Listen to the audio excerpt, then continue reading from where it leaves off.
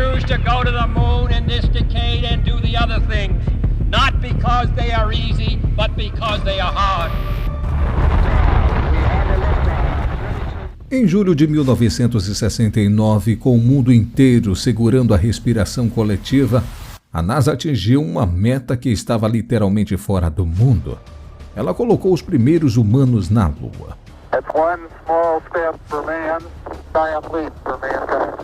Isso foi há mais de 53 anos atrás. Anos mais tarde, em 19 de dezembro de 1972, aconteceu a última missão da NASA à Lua. Quase 50 anos mais tarde, a NASA ainda não colocou outros humanos na Lua. Apesar do avanço da tecnologia e da crescente conscientização, a NASA não tem sido capaz de replicar o sucesso dos anos 70. O que aconteceu com os astronautas na Lua? É sobre isso que vamos entender nesse vídeo, mas antes já deixa o seu like, se inscreva e ative o sininho para não perder nenhuma novidade aqui no canal. Um dos vizinhos mais próximos da Terra é a Lua.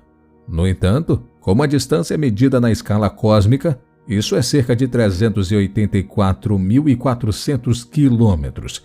Se você fosse capaz de dirigir até a Lua, levaria quase 6.000 horas, indo a 64 quilômetros por hora. No entanto, os astronautas foram lá mais rápido. Os voos humanos para a Lua levam mais tempo do que as missões não tripuladas, já que a NASA obviamente tem que ter cuidado se os astronautas quiserem pousar em segurança. Em média, as 9 missões tripuladas da NASA para a Lua, incluindo o Apollo 8, Apollo 10, Apollo 13 e as 6 que realmente pousaram na superfície, levaram um pouco mais de 78 horas ou 3 dias e 6 horas para chegar à órbita lunar.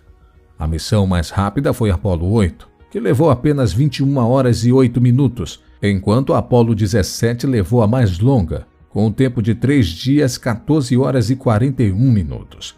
Esses tempos incluem também o tempo gasto na órbita da Terra. A Lua fascinou os humanos o suficiente para mandar alguns de nós percorrer a enorme distância para verificar as coisas por lá. Enquanto olhava para a Lua à noite, você já se perguntou de onde ela veio? Existem várias teorias sobre a origem do satélite natural da Terra. Irei falar algumas delas. A hipótese do impacto gigante diz que a Lua se formou quando um objeto foi esmagado na Terra em seus primeiros dias. A própria Terra veio da sombra da nuvem de poeira e gás que estava orbitando o jovem Sol. O sistema solar primitivo era um lugar violento e foram criados vários corpos que nunca se tornaram planetas cheios. Embora Plutão possa vir à mente como um exemplo de tais corpos, um deles caiu na Terra não muito depois que o jovem planeta foi criado. Conhecido como Theia, o corpo do tamanho de Marte colidiu com a Terra, jogando um pedaço da crosta do jovem planeta no espaço. A gravidade entrou ligando as partículas injetadas, e assim, a Lua, o maior satélite do Sistema Solar, passou a existir. Esse tipo de origem explicaria por que a Lua é construída predominantemente por elementos mais leves, tornando-a menos densa que a Terra. Essencialmente, o material que a formou veio da crosta, deixando o núcleo rochoso do planeta intocado. À medida que o material se reunia em torno do que restava do núcleo de Theia, ela teria se centralizado perto do plano eclíptico da Terra, o caminho que o Sol percorre através do céu, que é onde a Lua orbita hoje. Pelo menos um ponto em apoio à teoria é que a Terra e a Lua têm composições semelhantes. Há também a teoria da conformação, que é ainda mais interessante. O princípio por trás dessa teoria é que as luas podem se formar ao mesmo tempo que os seus planetas-mãe.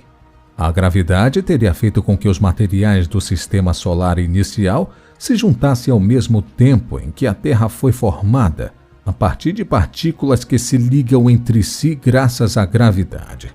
Um sistema planeta-lua como este teria uma composição semelhante, o que na verdade é o caso.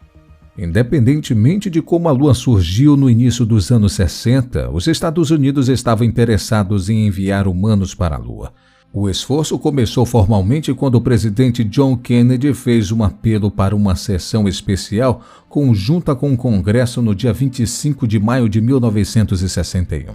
Ele disse em parte, abre aspas, Eu acredito que esta nação deve se comprometer a atingir o objetivo antes que essa década termine de desembarcar um homem na Lua e devolvê-lo com segurança à Terra.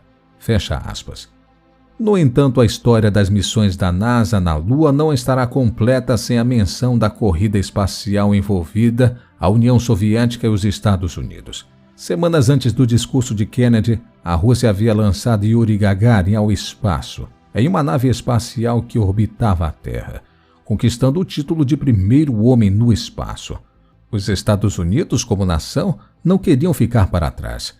Isso garantiu que houvesse muito apoio ao programa lunar de Kennedy, conhecido como Missão Apollo. 5 anos após o discurso do presidente, a NASA estava pronta para conduzir a primeira missão Apollo não tripulada. Entretanto, quando a agência espacial tentou lançar uma missão tripulada a partir do Centro Espacial Kennedy, no Cabo Canaveral, na Flórida, a tragédia aconteceu.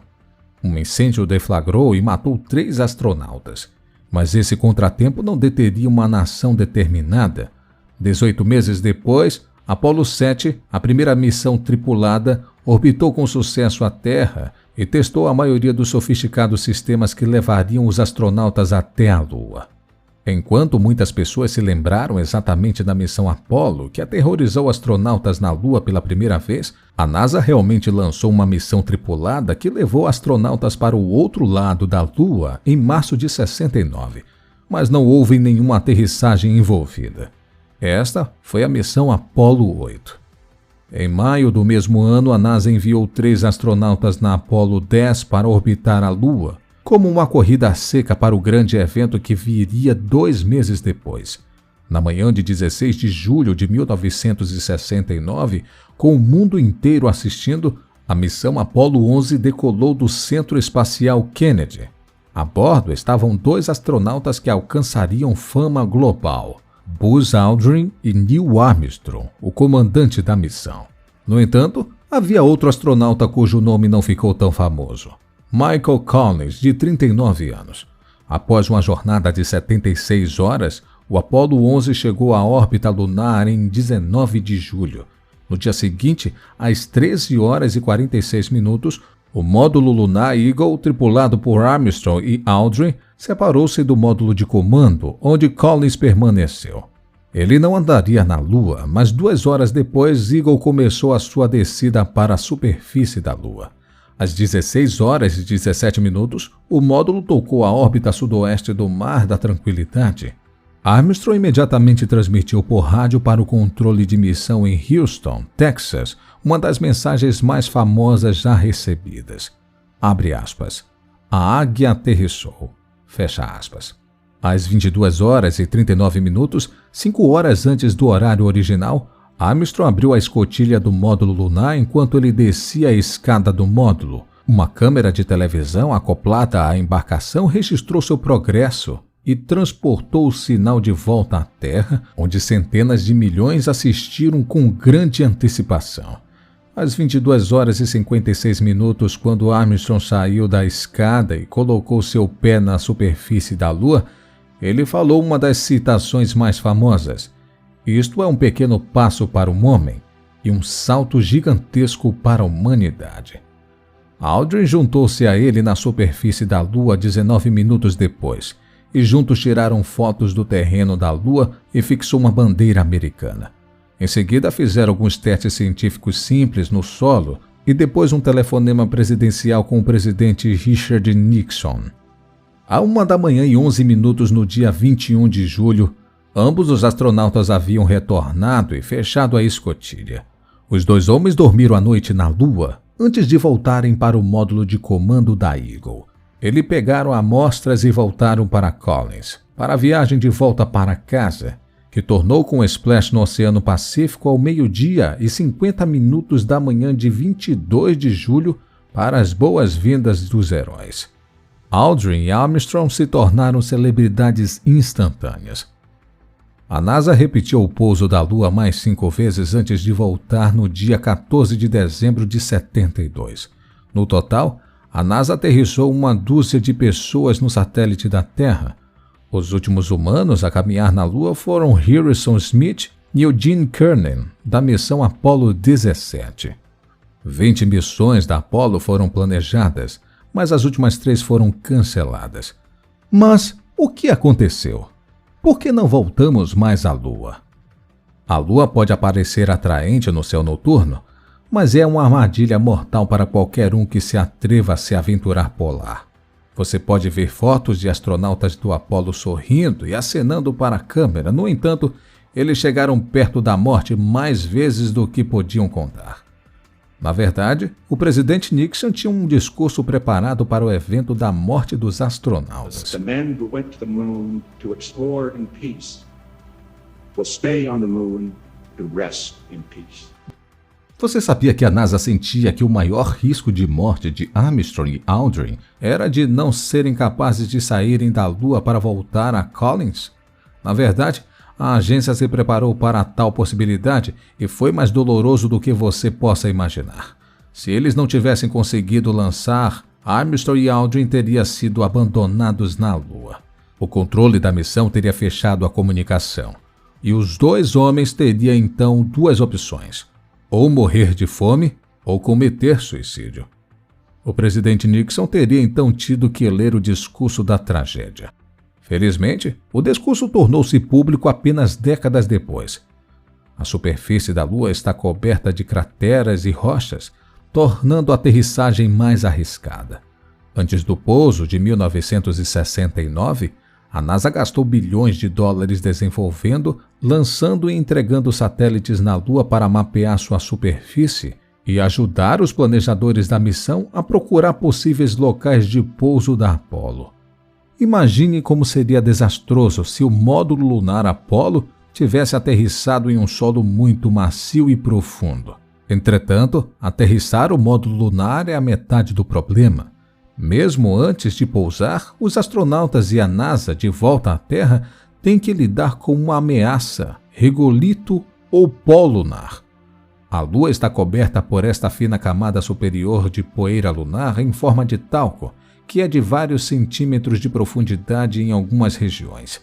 Ela tem sido carregada eletrotaticamente através da interação com o vento solar por bilhões de anos.